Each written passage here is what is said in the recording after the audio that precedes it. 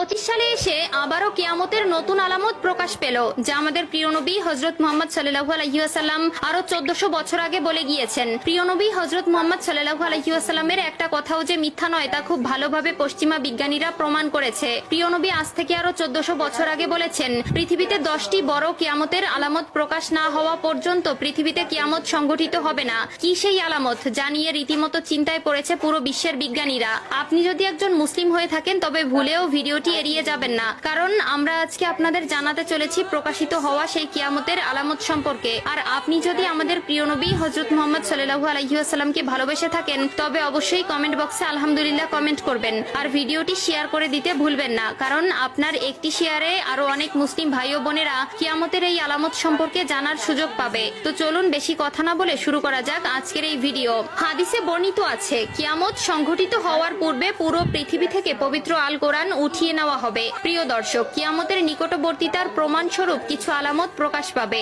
এর মধ্যে কিছু হবে বড় আলামত, আবার কিছু হবে ছোট ছোট আলামত। ইতিমধ্যে পুরো বিশ্বে অসংখ্য কিয়ামতের ছোট আলামত প্রকাশিত হয়েছে। যেমন হাদিসে বর্ণিত আছে, আরবের বেদুইনরা অর্ধ উলঙ্গ অবস্থায় থাকবে, তবে তারা বড় বড় দালান কোঠা নির্মাণের প্রতিযোগিতায় নেমে পড়বে, এমনকি তাদের পায়ে জুতাও থাকবে না। বর্তমানে 2025 সালে কিয়ামতের নতুন যে আলামত প্রকাশ পেয়েছে তা হলো কিয়ামতের আগে পবিত্র আল কোরআন থেকে